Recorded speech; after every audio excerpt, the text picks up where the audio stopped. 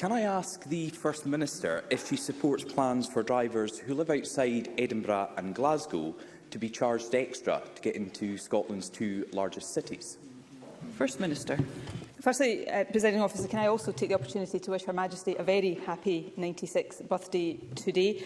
Her service has been, continues to be, an inspiration to many, not just in Scotland and the UK, but across the world. And I know all of us, in sending her our very best wishes today, will also wish her many happy returns.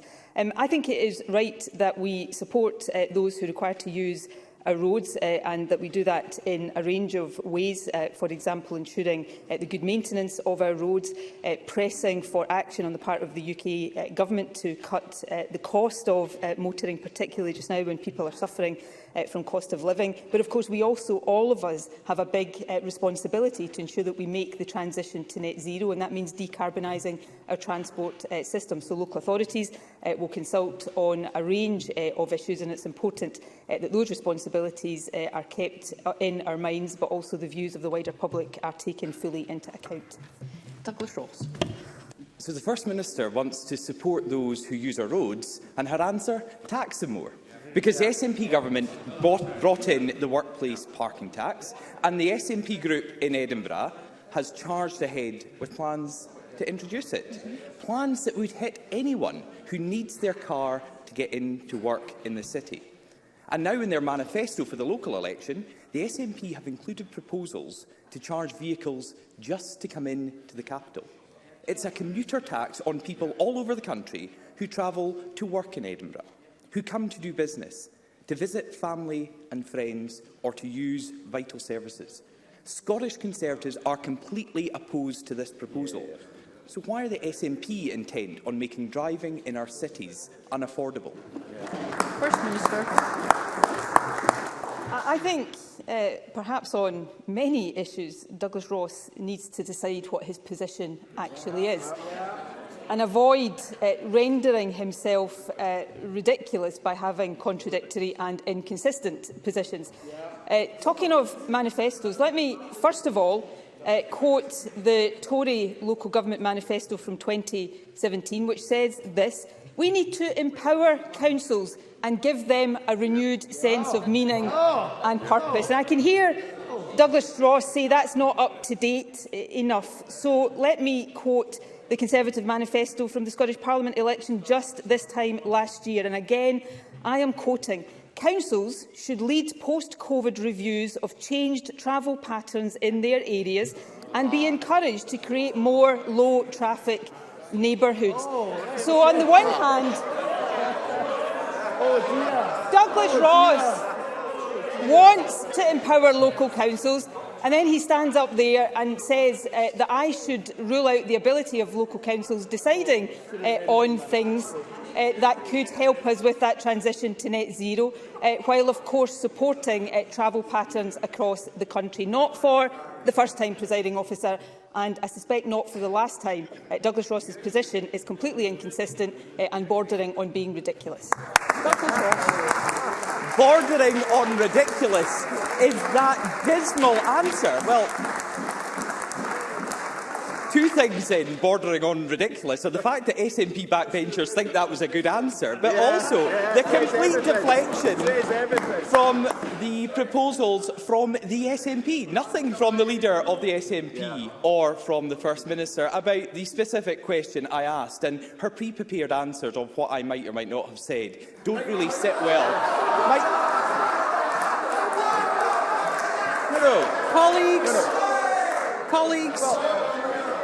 Colleagues, thank you. Listen. Her pre-prepared answers on what I may or may not have come to this chamber to say. I don't know what's difficult for the SNP to understand. The First Minister. Excuse me, Mr. Ross. Can we please hear Mr. Ross? Thank you. The First Minister is trying to predict what I would say at First Minister's questions, has a script ready to answer that had nothing to do with the issue that we are raising. It's about SNP raising the cost of driving cars in cities that people rely on to get to work, to visit friends and family, to use vital services. And in response to the news of this commuter tax, the Federation of Small Businesses this morning urged councils to avoid additional cost for business. They make it clear that a commuter tax would hit tradespeople coming from the Lothians, the Borders, Fife and further afield. And it's not just those areas that will be hit with extra charges from SNP councillors. Anyone working in Glasgow also faces the prospect of extra charges for driving into their city. Glasgow SNP leader Susan Aitken has suggested capping traffic on the M8. She's also considering introducing toll roads. First Minister, a previous SNP government scrapped those charges. Will you stand up and give a categorical answer that you will not bring them back in again? First Minister.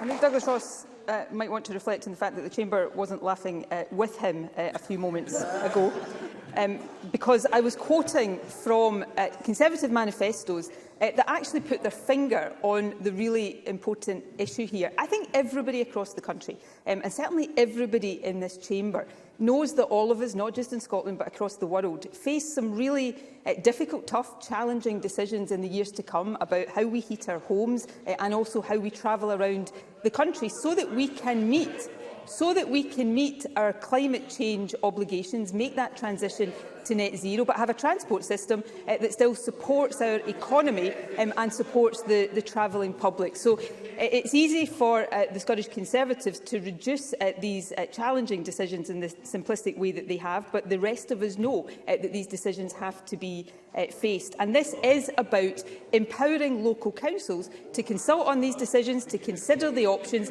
and to arrive at decisions. And that is what we are doing. It is what the Conservatives used to support, but clearly now don't. But we, as a government, continue to support the transport system across the country. Since this government took office, we have invested in excess of £9.5 billion in managing, maintaining, improving Scotland's trunk roads and our motorway network. We're also investing over £500 million for bus priority measures to support people out of cars. So we will continue to take the tough decisions, we will continue to consult the public and come to sensible decisions and back those decisions with investments. That's serious government as opposed to ridiculous opposition. Douglas Ross. 3 questions so far to the First Minister and 0 answers. It was a very straightforward question. Would the First Minister rule out road tolls being reintroduced in Scotland? And she was silent, didn't even attempt to answer that question. But of course, across the Chamber, all parties agree on the need to do more to meet our climate change targets. But, well, SNP members laugh about this, but in many industries and across rural areas especially, people still need their cars. And right now, there couldn't be a worse time to further hike the cost of driving. We're in the middle of a cost of living crisis. Petrol prices are rising globally. Yet Nicola Sturgeon wants to tax people off the road by hammering anyone who owns a car. And the people who will be hit hardest are not the wealthiest, but ordinary working people who need their cars and who are already struggling with the cost of living. If the First Minister carries on down this road, Nicola Sturgeon and her SNP candidates are going to force Scotland's economy into the slow lane. The commuter tax should be abandoned. Toll charges should be ruled out, First Minister, and her workplace parking tax should be ditched. First Minister, will you drop this triple whammy of anti-driver taxes? First Minister. I don't support road tolls, but I do support local councils being empowered to consider the tough issues that they face, to consult with the public and to take sensible decisions. Excuse me, First Minister. First Minister, we will hear the First Minister. Thank you. And I'll say 2 further things. Yes, people do continue to need their cars, particularly in rural and remote parts of our country, which is why this government has invested so heavily in maintaining and improving our trunk road and our motorway network. We've delivered improvements right across the country to meet the needs of all of the population, including the Queensferry crossing, the Aberdeen Western Peripheral Route, the M8, M73, M74, motorway improvements, and we will continue to do so.